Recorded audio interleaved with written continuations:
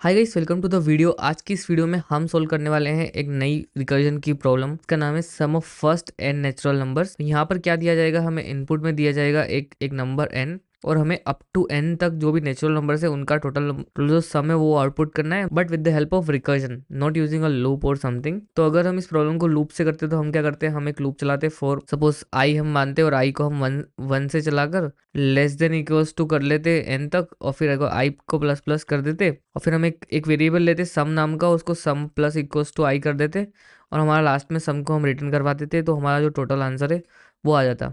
ये प्रॉब्लम बहुत ही सिंपल है, इसमें रिकर्जन करने की ज़रूरत नहीं है, लेकिन क्योंकि हमें रिकर्जन के टॉपिक को अच्छे से समझना है इसलिए हमें छोटी छोटी प्रॉब्लम्स करके रिकर्जन को समझना पड़ेगा। इसलिए इस प्रॉब्लम को हम आज रिकर्जन से करेंगे। चलिए देखते हैं हम इसे रिकर्जन से कैसे करेंगे। सबसे पहले देखते हैं कि रिकर्जन क्या होता है और रिकर्जन में हमें क्या क्या चीज़ें डिसाइड करनी पड़ती है। तो जैसा कि मैंने आपको बताया था पिछली वीडियोस में कि रिकर्जन में हमें सबसे पहले दो चीज़ें डिसाइड करनी होती है।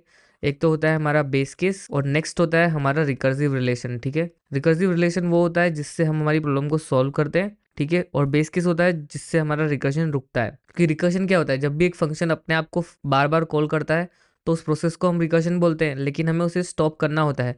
अगर हम उसे स्टॉप नहीं करेंगे तो हमारा जो मेमोरी स्टैक है वो फुल हो जाएगा और हमारा कोड एरर दे देगा और हमारा कोड फेल हो जाएगा बेसिकली। तो उसका वो कोड हमारे किसी काम का नहीं रहेगा बेसिकली। तो हमें इस प्रॉब्लम को रिकर्जन से सोल्व करना है। हमारा जो सबसे पहला टास्क है वही है, हम इस प्रॉब्लम का जो रिकर्सिव फंक्शन है वो निकालें। तो जैसे कि हमें यहाँ पे दिया हुआ है 1+2+3+4+5। फॉर एग्जाम्पल यहाँ पर n=5 है, तो हम क्या करेंगे, हमारे आंसर को लाने के लिए हम ये करेंगे 1+2+3+4+5। लेकिन हम यहाँ पर एक और चीज कर सकते हैं। मान लीजिए हमें सम चाहिए 5 का, ठीक है, तो हम क्या कर सकते हैं 5 प्लस सम ऑफ n-1, मतलब 1 से 4 तक का जो भी सम होगा, मतलब अगर हम 4 नेचुरल नंबर लें तो उनका जो सम होगा प्लस जो हमारा नंबर आएगा n, उसको अगर हम उसमें ऐड कर देंगे तब भी हमारा आंसर सेम आएगा। वहीं पर अगर यहाँ पर n-1 मतलब यहाँ पर सम ऑफ 4 अप टू 4 तक का, ठीक है, वहीं पर अगर हम बात करें सम ऑफ 4 की तो वो क्या होगा 4 प्लस सम ऑफ 3 हो जाएगा। और वहीं पर सम ऑफ 3 करेंगे अपन तो सम ऑफ 3 क्या हो जाएगा 3 प्लस सम ऑफ 2 हो जाएगा, क्योंकि हमें n-1 करना है। और सम ऑफ 2 करेंगे अगर हम तो वो हो जाएगा हमारा 2 प्लस सम ऑफ 1। और सम ऑफ 1 अगर हम करेंगे तो हमारा हो जाएगा 1 प्लस, अब हमें सम ऑफ 0 तो करना ही नहीं है क्योंकि अब नेचुरल नंबर हमारा 0 तो कोई नेचुरल नंबर है नहीं, और हमें बताया कि हमें सिर्फ नेचुरल नंबर तक ही करना है। तो जब तक हमारा सम ऑफ 1 मतलब जो हमारी n की वैल्यू 1 हो के पहले तक हमें सम करना है। अदरवाइज अगर हमारी n की वैल्यू 1 हो जाए तो हमें सिंपली 1 रिटर्न करा देना है। तो ये हो गया हमारा क्या बेस केस। देखिए हमने यहाँ पर सिर्फ इस प्रॉब्लम को हमने सबसे पहले उसका रिकर्सिव सॉल्यूशन ढूंढा, फिर उस रिकर्सिव सॉल्यूशन को हमने चलाया और चलाते चलाते ही हमारे पास उसका जो बेस केस है वो हमें मिल चुका है। तो फिर बेसिकली हमारा बेस केस क्या होगा, हमारा बेस केस ये होगा कि अगर हमारी n की वैल्यू अगर 1 हो जाए तो हम क्या कर देंगे, रिटर्न कर देंगे 1 को, ठीक है। अदरवाइज हम क्या करेंगे, हम रिटर्न करेंगे क्या करेंगे n plus some of n-1, क्योंकि अभी हमने देखा था फॉर एग्जांपल हमारी n की वैल्यू अगर 5 है तो हम क्या लिख सकते हैं 5 प्लस सम ऑफ 4, ठीक है। तो दोनों चीजें इक्वली है, तो इसलिए हम इस रिकर्सिव तो हमने रिकर्सिव रिलेशन बना लिया और वहीं पर हमने यहाँ पर इसका बेस केस भी डिसाइड कर लिया।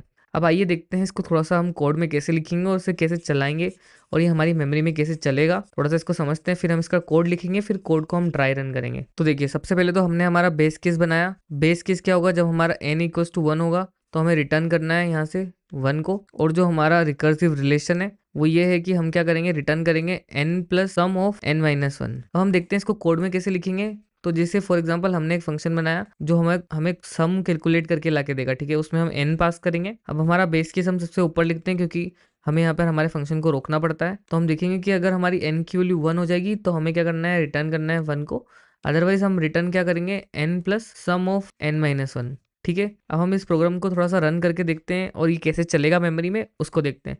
तो यहाँ पर मैं आपको छोटे से केस के साथ लेके दिखाता हूँ। फॉर एग्जांपल हमारी n की वैल्यू 3 है और हमने इस फंक्शन को हमें बाहर कॉल करना पड़ेगा। फॉर एग्जांपल हमने इसको ग्लोबल स्पेस में कॉल कर दिया विद द वैल्यू ऑफ 3। तो देखिए अब हमारी कॉल स्टैक में ये फंक्शन कैसे चलेगा। सबसे पहले हमारा जो फंक्शन है सम ऑफ 3 वो हमारे कॉल स्टैक में आ जाएगा। अब ये फंक्शन हमारा एग्जीक्यूट होगा, एग्जीक्यूट होने के लिए पहली लाइन पे आएगा और देखिएगा क्या n की वैल्यू 1 है, नहीं है, तो ये वाली कंडीशन यहाँ पर फॉल्स हो जाएगी और ये नेक्स्ट लाइन में आएगा।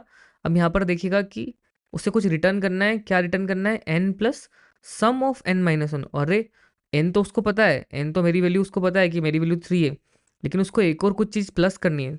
तो प्लस करने के पहले ही उसे एक फंक्शन मिल गया। अरे मुझे एक फंक्शन रन करना पड़ेगा, तो वो फंक्शन को हमारे प्रोग्राम में ढूंढेगा। ये फंक्शन तो वो खुद ही है, तो वो क्या करेगा n-1 कर देगा n-1 के साथ खुद को कॉल कर देगा। तो फॉर एग्जांपल हमारी n की वैल्यू 3 थी अभी यहाँ पर, तो ये कॉल हो जाएगा सम ऑफ 2 के साथ, और जैसे ये कॉल होगा तो ये वाला फंक्शन हमारे कॉल स्टैक में आ जाएगा।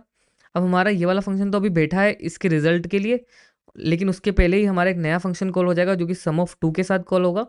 अब हम वापस से इसको एग्जीक्यूट करेंगे, पहली लाइन में आएगा, देखिएगा क्या n इक्वल्स टू 1 है, नहीं है, तो ये फिर नेक्स्ट लाइन में आएगा और यहाँ पर देखिएगा उसे कुछ रिटर्न करना है।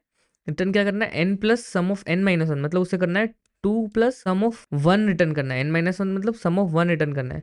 अरे उसने फिर से देखा, अरे मेरा यहाँ तो फिर से एक नया फंक्शन कॉल हो रहा है विद द वैल्यू ऑफ 1, तो ये वापस से एक नया फंक्शन बनेगा और हमारे कॉल स्टैक में आ जाएगा सम ऑफ 1 के साथ। अब हमारा ये वाला फंक्शन तो अभी इसके रिजल्ट के लिए बैठा हुआ है, इस वाले रिजल्ट के लिए, लेकिन उसके पहले ही हमारा एक नया फंक्शन आ गया मेमोरी में, अब ये एग्जीक्यूट होगा। अब जैसे ही ये आया हमारी पहली लाइन में ये वाला फंक्शन, तो इसने देखा इफ़ n इक्वल्स टू 1 है तो हमें रिटर्न 1 करना है, तो ये वाली कंडीशन यहाँ पर हमारा n 1 है, तो हमारी ये वाली कंडीशन ट्रू हो रही है, इसलिए हम यहाँ से क्या कर देंगे, रिटर्न कर देंगे। तो इसने क्या रिटर्न कर दिया 1, और ये वाला फंक्शन हमारे कॉल स्टैक से बाहर हो जाएगा। अब जैसा कि मैंने आपको बताया कि ये वाला जो हमारा फंक्शन है अभी वेट कर रहा था इस वाले कैलकुलेशन के लिए, तो इसे क्या करना था, 2 प्लस जो भी ये वाला फंक्शन इसको रिटर्न करेगा उसकी वैल्यू को इसको प्लस करना था, तो इसने रिटर्न किया है 1, तो ये करेगा 2 प्लस 1 इक्वल्स टू 3 हो जाएगा।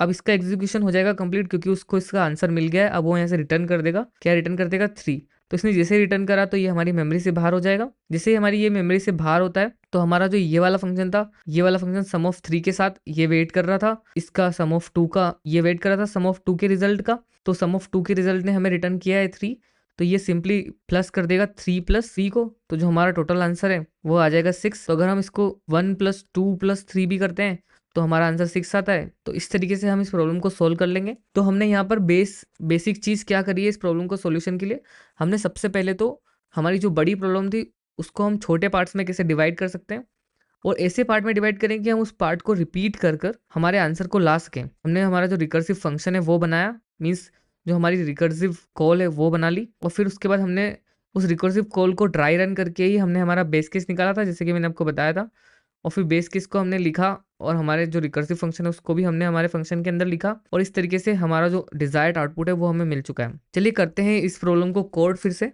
तो हम आ चुके हैं हमारे VS कोड पर, और यहाँ पर हमने एक फंक्शन बनाया है गेट सम, जिसमें हमें एक नंबर पास करना है n, और हमें अप टू n तक जो नेचुरल नंबर्स है उनका सम कैलकुलेट करके आउटपुट करना है।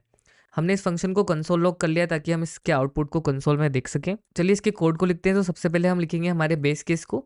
तो हमारा जो बेस केस हमने डिसाइड किया था, हमने करा था कि अगर n की वैल्यू 1 के बराबर हो जाए तो हम रिटर्न कर देंगे यहाँ से 1, अदरवाइज हम क्या करेंगे, return n plus get sum of n-1। तो हमारा जो कोड है पूरा हो चुका है। अब हम करते हैं इस कोड को रन। हम जैसे इस कोड को रन करेंगे तो हमारा जो डिजायर्ड आउटपुट है 15 वो हमें मिल चुका है। लेकिन ये कैसे चला ये फंक्शन उसको हम मेमोरी में देखते हैं, इसको डीबग करते हैं थोड़ा सा। तो मैं यहाँ पर कुछ डीबगर्स लगा देता हूँ। फॉर एग्जाम्पल एक डीबगर मैंने यहाँ लगा दिया और एक डीबगर को मैं यहाँ पर लगा देता हूँ। देखिए जैसे हमने हमारे प्रोग्राम को डीबग करा तो सबसे पहली स्टेप में क्या हुआ, जो हमारा गेट सम वाला ग्लोबल वाला फंक्शन है वो कॉल हुआ और फिर वो एग्जीक्यूट होना स्टार्ट हुआ। तो वो पहली लाइन में आया, उसने चेक करा क्या n इक्वल्स टू 1 है। तो हम जैसे इसको नेक्स्ट लाइन करेंगे तो वो n इक्वल्स टू 1 फॉल्स हो गया, इसलिए वो सेकंड लाइन में आ गया। अब वो यहाँ पर करेगा n plus get sum of n-1। तो उसने जैसे ही करा तो हमारी n की वैल्यू अभी 4 हो गई है, क्योंकि हमने वापस गेट सम ऑफ n-1 के साथ उसको कॉल कर दिया। तो देखिए हमारा जो सेकंड फंक्शन कॉल स्टैक में है वो यहाँ पर आ गया। हमारा जो पहला फंक्शन था वो तो अभी वेट ही कर रहा है, जो था गेट सम ऑफ 5। अब हमारा गेट सम ऑफ 4 कॉल होने लगा है, उसका एग्जीक्यूशन स्टार्ट हो गया। उसने फिर से देखा क्या n की वैल्यू 1 है, नहीं है, तो वो आएगा नेक्स्ट लाइन में। देखिए वो नेक्स्ट लाइन में आया, फिर उसने करा n+1 n plus get sum of 3, मतलब तो हमारी अब n की वैल्यू जो हो जाएगी वो 3 हो जाएगी नेक्स्ट टाइम में, क्योंकि हमारा ये वाला फंक्शन अब कॉल होने लगा है जो थर्ड टाइम हमारे स्टैक में आ गया है। फिर इसको जो थर्ड टाइम हमारा फंक्शन कॉल हो रहा है फिर वो देखेगा कि n इक्वल्स टू 1 है, तो ये वाली कंडीशन फॉल्स हो जाएगी। देखिए हम जैसे ही नेक्स्ट स्टेप करते हैं और ये नेक्स्ट लाइन में आ जाएगा, यहाँ पर फिर से वो ये वाली लाइन को रन करेगा और देखिएगा उसको एक और फंक्शन मिला और वो फंक्शन हमारे कॉल स्टैक में आ जाएगा with the value of 2। Next बार फिर से हम इसे रन करते हैं, तब हमारा फिर से n इक्वल्स टू 1 नहीं है, फिर वो आएगा नेक्स्ट लाइन में, फिर से उसको एक और फंक्शन मिल जाएगा गेट सम, और ये इसको अभी जैसे हम इसको रन करेंगे तो ये 1 के साथ इसे कॉल कर देगा। अब जैसे ही इसने इसे 1 के साथ कॉल किया तो ये इस लाइन में आएगा और ये वाली कंडीशन अभी हमारी देखिए ट्रू हो जाएगी। जैसे मैं इसको नेक्स्ट लाइन में करूँगा तो ये बाहर आ गया है, ये वाली लाइन रन नहीं हुई है। देखिए यहाँ पे कोई एरो नहीं आया, ये वाली लाइन रन ही नहीं हुई है और इससे बाहर आ गया। जैसे ही मैं इसको वापस से रन करूँगा तो हमारे जो फंक्शन है कॉल स्टैक से वो निकलना स्टार्ट हो गए, क्योंकि उनका जो आंसर है आउटपुट है वो मिलना शुरू हो गया है। तो देखिए अभी n इक्वल्स टू 5 वाला हमारा कॉल हुआ और हमारा जो डिजायर्ड आउटपुट है जैसे इसको हम लास्ट बार रन करेंगे तो हमारा जो डिजायर्ड आउटपुट है 15 वो हमें मिल जाएगा। तो इस तरीके से मेमोरी में भी हमारा जो रिकर्जन है वो कॉल होता है। तो इतना ही था इस वीडियो के लिए, इस प्रॉब्लम के लिए। अगर आपको मेरा समझाने का तरीका समझ में आया हो और वीडियो पसंद आई हो तो प्लीज़ लाइक कर दीजिए, चैनल पे नए हो तो सब्सक्राइब कर दीजिए। Thank you so much for watching. मिलते हैं नेक्स्ट वीडियो में, तब तक के लिए बाय बाय।